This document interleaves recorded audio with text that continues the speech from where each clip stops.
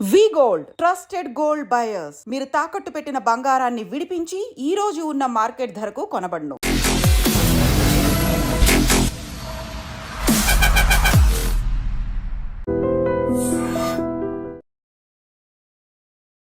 ఎక్కడెక్కడ invest. Welcome to this candid conversation exclusively on I dream. శ్రావణ మాసం లక్ష్మీదేవికి చాలా మంది పూజలు చేస్తున్నారు, కానీ నిజానికి లక్ష్మీదేవి అంటే ఐశ్వర్యాన్ని హ్యాండిల్ చేయడం ఒక పెద్ద కళ, ఒక సైన్స్ కూడా.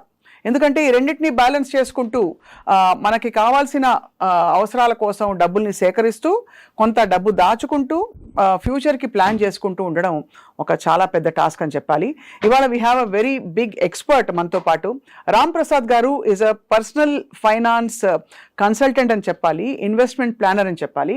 వారి అపారమైన అనుభవాల్లో ఎక్కడెక్కడ ఇన్వెస్ట్ చేయాలి, ఎంత డబ్బులు దాచుకోవాలి, ఎంత ఖర్చు పెట్టచ్చు, మౌలిక విషయాలు తెలుసుకుందాం. రామ్ ప్రసాద్ గారు, థ్యాంక్ యూ సో మచ్ అండి. నమస్కారం. నమస్కారం మేడం.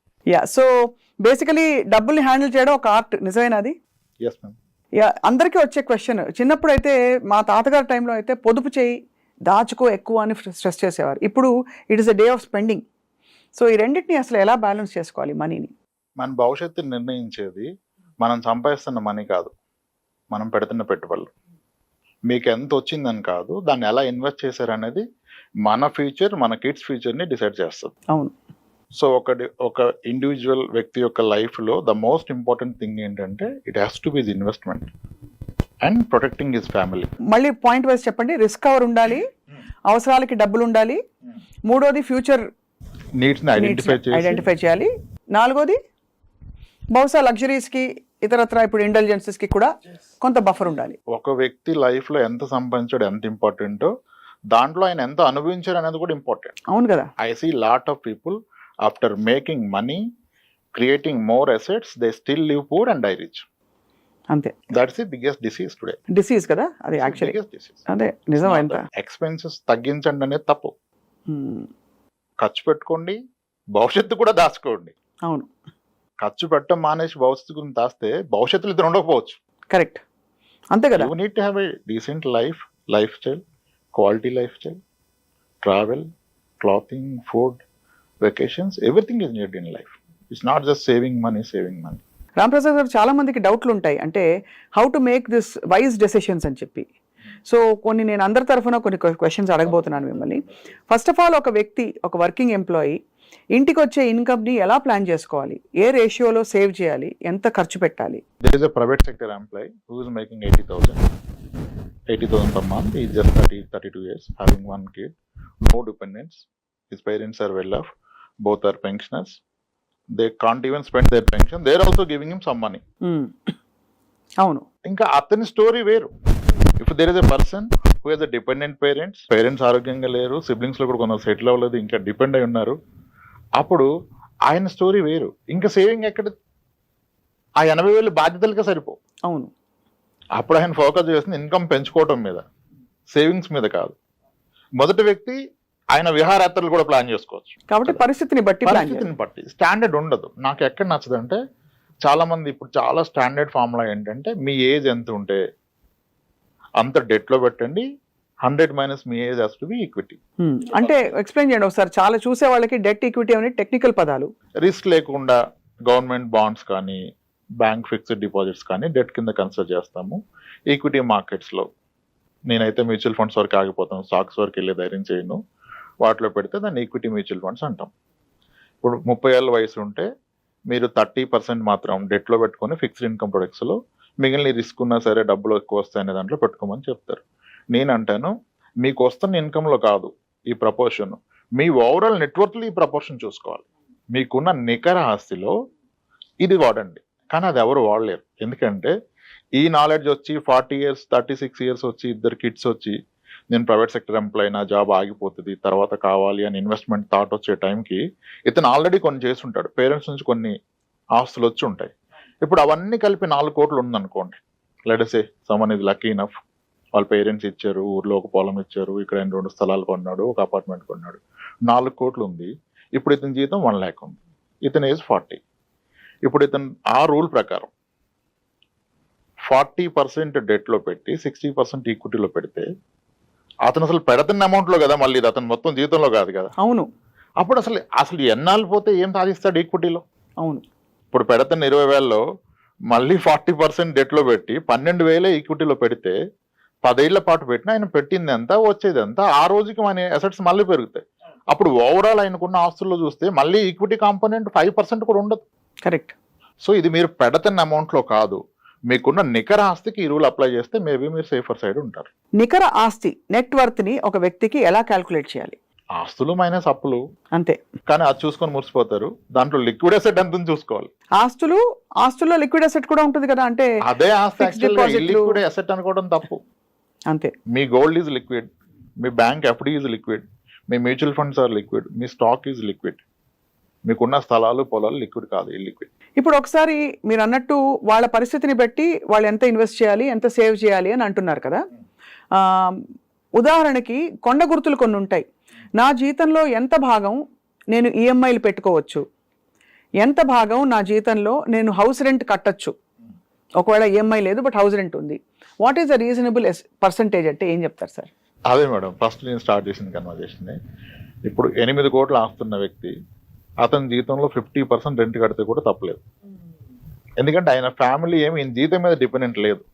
ఆయనకున్న అసెట్స్ విల్ టేక్ కేర్ కదా, అవి చూసుకుంటాయి కదా, అప్పుడు ఎంతకైనా వెళ్ళిపోవచ్చు. నీకు ఏ ఆస్తి లేనప్పుడు ఇదే ఆధారమైనప్పుడు ఎంత తక్కువ పెడితే అంత మంచిది. ఓహో. ఆ తక్కువలో మళ్ళీ సరైనది ఏది సరికాందేది చూసుకోవాలి. ఇప్పుడు పిల్లల ఎడ్యుకేషన్ అనేది the best investment in life. అదే ఇప్పుడు అక్కడ కాంప్రమైజ్ అయిపోయి అక్కడ నేను లక్షలు పోయిను 1000 పోయిను అంటే భవిష్యత్తు ఎలా? కరెక్ట్. ఇప్పుడు I see lot of people, అంటే నేను ఇప్పుడు నా వయసు చిన్నదైనా నాకంటే పెద్దవాళ్ళని చాలా మందిని కలుస్తాను కదా, చాలా మంది దే ఆర్ మోస్ట్ హ్యాపీ. వాళ్ళ పిల్లల మొదటి జీతం వీళ్ళ చివరి జీతానికన్నా ఎక్కువ, లేదా ప్రజెంట్ జీతానికన్నా ఎక్కువ. అవును. అది అలా పాసిబుల్, అలా సాధించగల చాలా మంది ఆస్తులు ఏం కూడబెట్ల. అవును. పిల్లల్ని ఆస్తులుగా ఫీల్ అయ్యారు, వాళ్ళతో ఎక్కువ టైం స్పెండ్ చేశారు. మనీ ఒక్కటే కాదు, టైం కూడా స్పెండ్ చేయాలి కదా.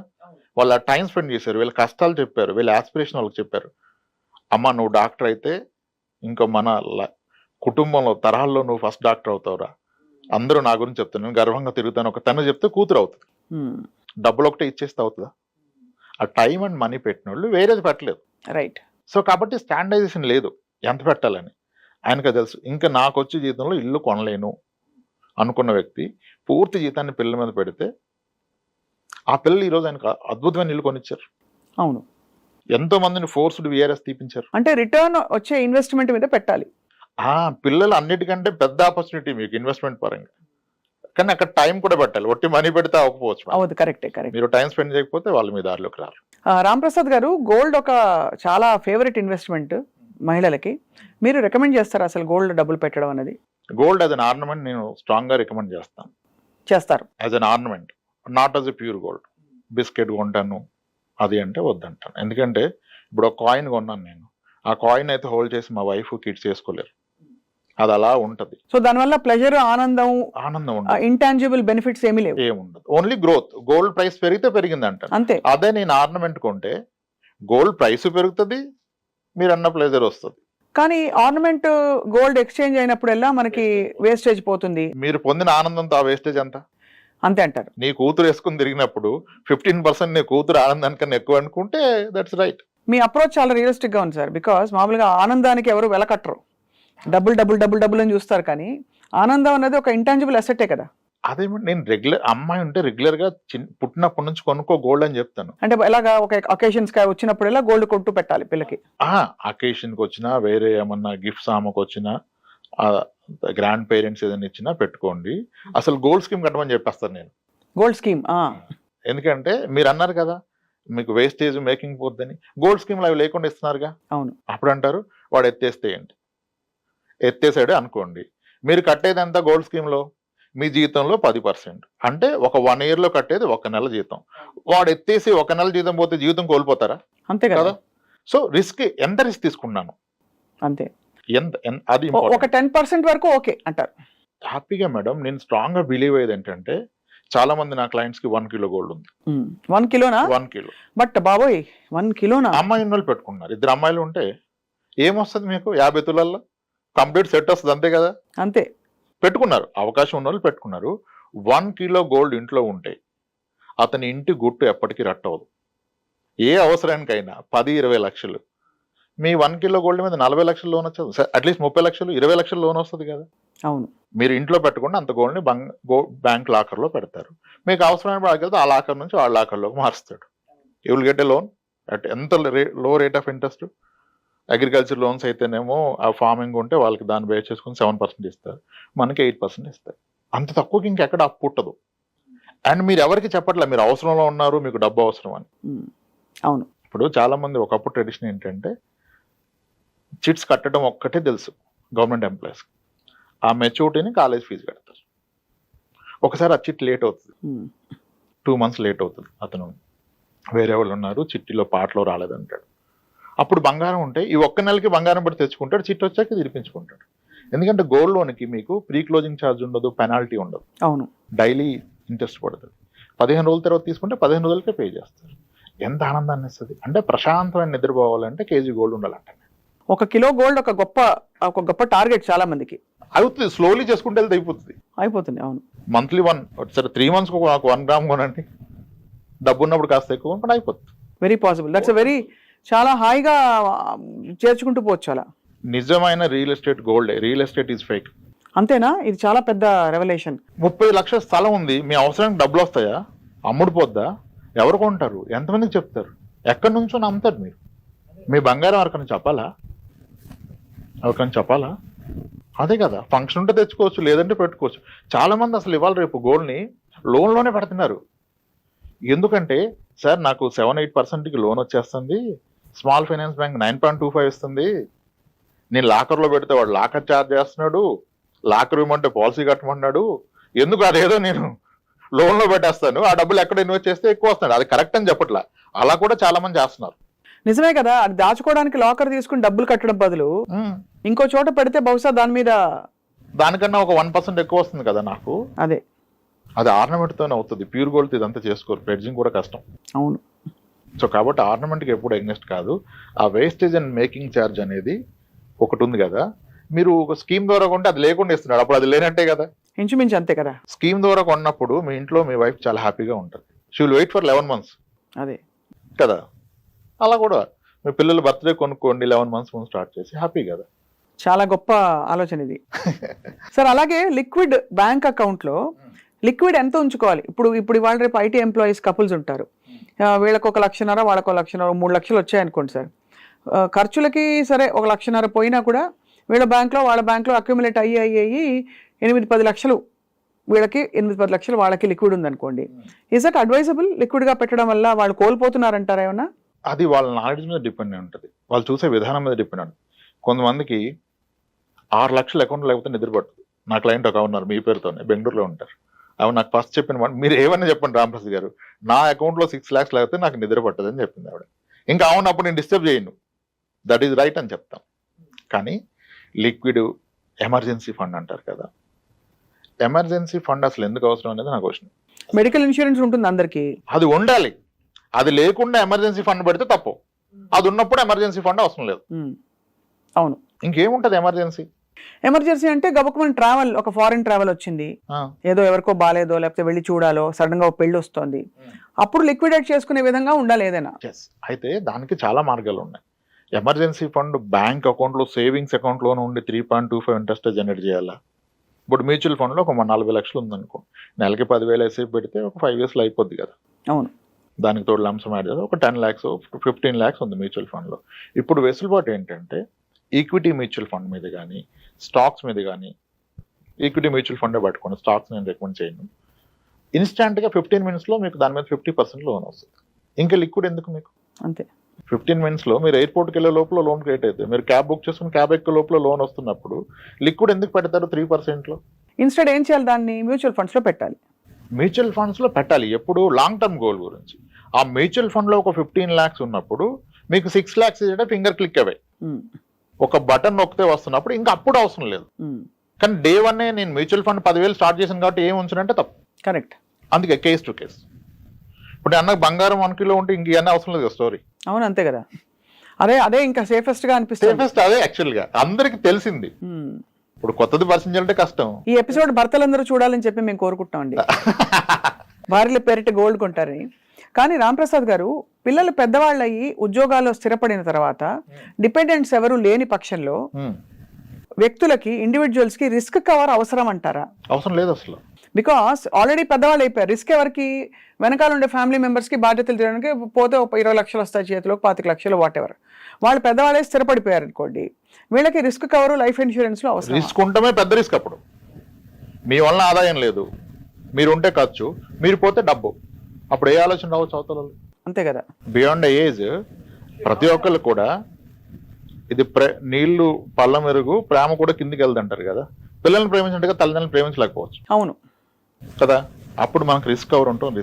రిస్క్ కవర్ ఉండకూడదు అసలు. ఎల్ఐసీలు లేదు, ఈ పాలసీలు which give you risk cover along with money back, ఇట్లాంటివి అడ్వైస్ చేస్తారా మీరు?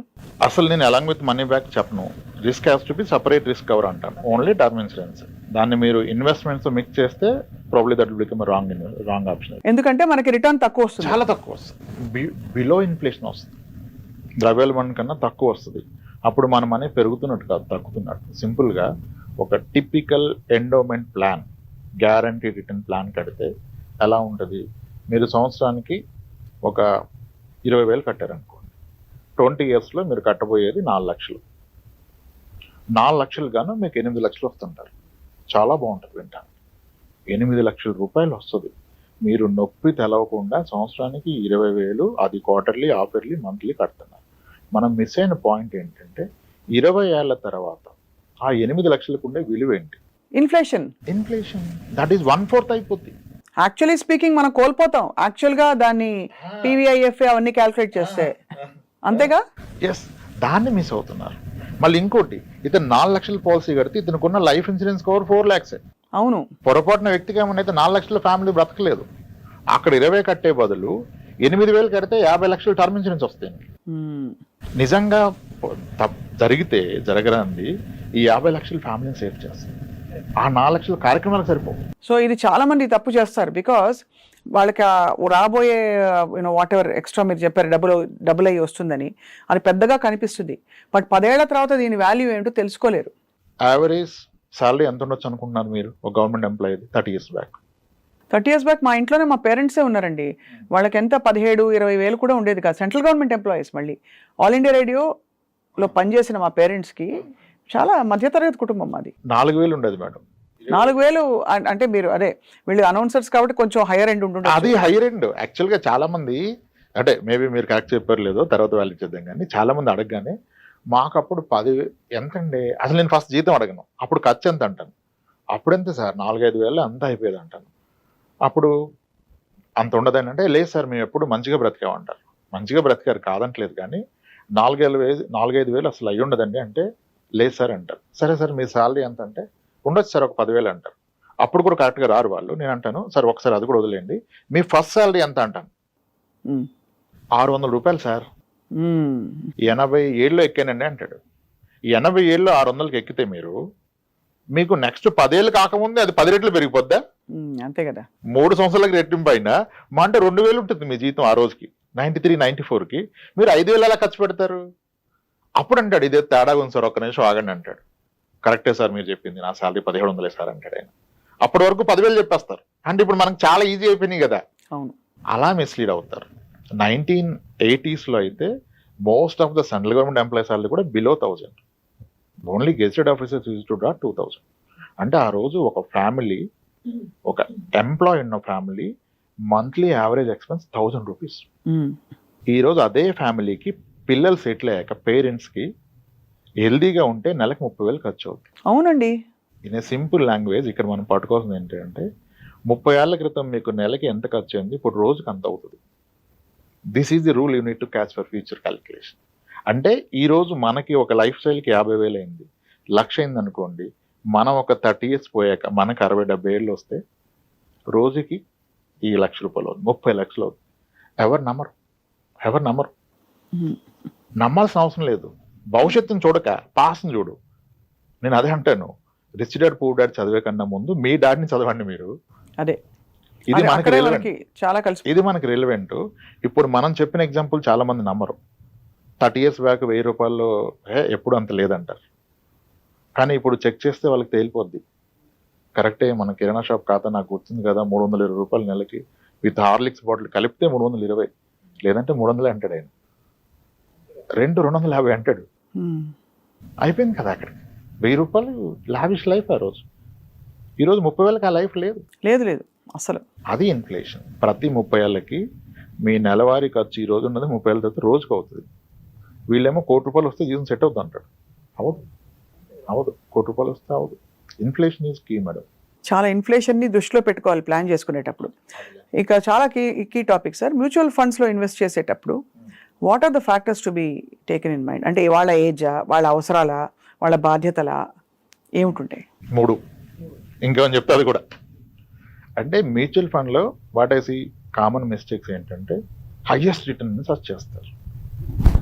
నేను రిస్క్ తీసుకుంటాను కాబట్టి ఎంత రిస్క్ అయినా పర్లేదు నాకు, స్మాల్ క్యాప్ సెక్టర్ థిమెటిక్, అది కాదు. మీ అవసరాన్ని బట్టి investment, not because of returns. కానీ అవసరాన్ని పక్కన పెడాలి. నేను ఏమంటానంటే 1 లీటర్ పాలు తెచ్చి ఇంట్లో ఇస్తే అదేం చేయాలో చెప్తే కదా ఆమె చేస్తుంది సరిగా. ఈవినింగ్ గెస్ట్లు వస్తారు, టీ పెట్టాలంటే దాన్ని అలానే ఫ్రిడ్జ్లో పెట్టాలి. అవును. మధ్యాహ్నం బిర్యానీలోకి నువ్వు పెరుగు చేసి రైతా చేయాలంటే ఇమీడియట్గా వేడి చేసి పెరుగు తోడెట్టాలి. స్వీట్ చేద్దామంటే బాగా మరగబెట్టి దాన్ని ఏదో చేయాలి. అట్లా అవసరాన్ని బట్టి చేయాలి. Same is the case with mutual fund. అన్నీ ఒకలా కాదు. రైట్. 6 నెలల్లో నాకు డబ్బులు అవసరం పడొచ్చు అనే అనుమానం ఉంటే దాన్ని మ్యూచువల్ ఫండ్లో, డెట్ ఫండ్లో, దాన్ని very short duration something like liquid fund, over night ఫండ్స్లో పెట్టుకోవచ్చు. ఇంకాస్త టైం ఉంటే అల్ట్రా షార్ట్ డ్యూరేషన్ ఫండ్. లేదు నాకు 3-4 ఏళ్ళు ఉంది కానీ నా డబ్బు తగ్గితే నేను తట్టుకోలేను, అయినా క్లియర్ ఎప్పుడు ఇన్వెస్టర్ అంటే అప్పుడు గిల్ట్ ఫండ్, ఓన్లీ గవర్నమెంట్ బాండ్స్లో ఇన్వెస్ట్ చేస్తారు. అవి మనకు బాగానే ఇస్తున్నాయి గత 2-3 ఇయర్స్గా. అట్లీస్ట్ ఎఫ్డీ రేట్ని ఇస్తే అవకాశం ఉంటే కాస్త ఎక్కువ ఇస్తే. గిల్ట్ ఫండ్లో పెట్టినప్పుడు ఇప్పుడు ఎఫ్డీలో పెడితే ఎవరీ ఇయర్ ట్యాక్స్ కట్టాలి, ఇక్కడ కట్టాల్సిన అవసరం లేదు, రిడీమ్ చేసినప్పుడే పే చేస్తాం. అంటే అవసరాన్ని బట్టి ఫండ్. ఇప్పుడు నా కూతురు పెళ్ళికి కావాలి, మరి ఈ గిల్ట్ ఫండ్లో మరి దీనికి రేట్ ఆఫ్ రిటర్న్ ఎంత ఉంటుంది? 11 ఉంది లాస్ట్ 2 ఇయర్స్, కొన్ని ఫండ్స్ 9, ఎఫ్డీ కన్నా 1-2% ఎక్కువ ఇస్తుంది. ఎక్కువ ఉంటుంది, పైగా ట్యాక్స్ కట్టకలేదు అంటున్నారు మీరు. ఎప్పటికప్పుడు అవసరం లేదు, మీరు రిడీమ్ చేసినప్పుడు కడతారు long term capital gain tax. Long term capital gain అంటే మరి అన్ని సంవత్సరాలు కడతారా? సపోజ్ నేను 5 years at the rate of 11% పెట్టాను అనుకోండి, 5 years తర్వాత వచ్చిన సపోజ్ ఒక లంసమ్ ఒక 2 lakhs ఎక్స్ట్రా వచ్చింది అనుకోండి, దానికి 3 lakhs 5 lakhs అయింది అనుకోండి, జస్ట్ ఆ 2 lakhs మీద మీరు ఎంత కడతారు? 12.5% క్యాపిటల్ గెయిన్స్ ట్యాక్స్. అదే ఎఫ్డీలో ఉంటే ఎవ్రీ ఇయర్ వచ్చిన ఇంట్రెస్ట్ హైయర్ ట్యాక్స్ కట్టాలి. అది కూడా that attracts the income tax slab your in. ఒక పెన్షనర్ ఎఫ్డీలో పెడితే ఆయన పెన్షన్ వల్ల 30% ఉంటే దీని మీద మళ్ళీ 30 కట్టాలి కదా. కాబట్టి మీకు ఆ ఎఫ్డీతో పాటు జీతం కూడా ఉంటే మీ ట్యాక్స్ స్లాబ్ పెద్దదవుతుంది కదా. కాబట్టి ఇవన్నీ కన్సిడర్ చేసి తీసుకోవాలి. కాబట్టి ఇన్వెస్ట్మెంట్ ప్లానింగ్ అన్నది ఊరికే ఏదో అందరూ కూడా కాదు, పారాసిటమాల్ కాదు ఇది, $650 వేసుకో ఫీవర్ వస్తే కాదు ఇది. అందరికీ కస్టమైజ్డ్ అండ్ వాళ్ళ బాధ్యతలు, గోల్స్, లైఫ్ స్టైల్ అన్నీ చూసి మీరు సలహాలు ఇస్తారు. ఆరోగ్య పరిస్థితి కూడా అంతే చూసి సలహాలు ఇస్తారు. Already severe diabetes, hyper tension ఉన్న వ్యక్తికి మీరు మళ్ళీ ఈక్విటీ ఇస్తే probably your reducing the life span. చాలా యూస్ఫుల్. ఎంత యూస్ఫుల్గా ఉందంటే ప్రాక్టికల్గా రాంప్రసాద్ గారు మీరు చెప్తున్నది. Finally I want to ask you one question. Credit card అవసరమా మనిషికి? ఉండడం మంచిదంటారా? అది కన్వీనియన్స్, మీకు క్రెడిట్ హిస్టరీకి క్రియేట్ అవుతుంది, రేపటి రోజున ₹2 తీసుకోవాలంటే ఉంటుందంటారు.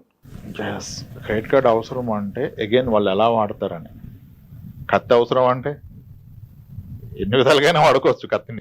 కరెక్టే. అవును. ఒక క్రెడిట్ కార్డు తీసుకొని దాన్ని బేస్ చేసుకొని 5 క్రెడిట్ కార్డు తీసుకొని కార్డ్స్ గేమ్ అన్నట్టుగా ఆడేవాళ్ళు చాలా మంది ఉన్నారు. That's where they last there lifes. మొత్తం ఫ్యూచర్ స్పాయిల్ అయిపోయింది. ఈ కార్డులో తీసి దానికి మినిమం బ్యాలెన్స్, ఇదంతా ట్రాప్.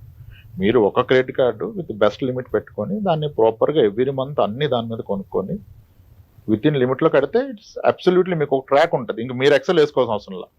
దాని స్టేట్మెంట్ డౌన్ చేస్తే వచ్చేస్తుంది. దానికి తోడు వాళ్ళు ఏవేవో బెనిఫిట్స్ ఇస్తారు, ఎయిర్పోర్ట్ లాంజ్ యాక్స్ ఇస్తారు, మీకు అవి డిస్కౌంట్లు, ఐఫోన్కి అవి అలా వాడుకోవచ్చు. కానీ దాన్ని ఎందుకు ఎలా వాడుతున్నారు అనేది చాలా ఇంపార్టెంట్. కాబట్టి ఏదైనా మన సంకల్పంలో ఒక బ్యాలెన్స్ ఉండాలి. ఇవన్నీ మనకి ఇచ్చిన వెసులుబాట్లు, లోన్ తీసుకోగలగడం, పర్సనల్ ఫైనాన్స్కి మనకి అందుబాటులో ఉండడం, ఇవన్నీ మనకు వచ్చిన వెసులుబాట్లు.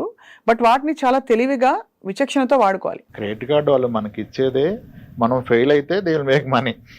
When you're not paying full amount on time, minimum balance pay చేస్తే almost you will charges annually 40-50%. బాబోయ్.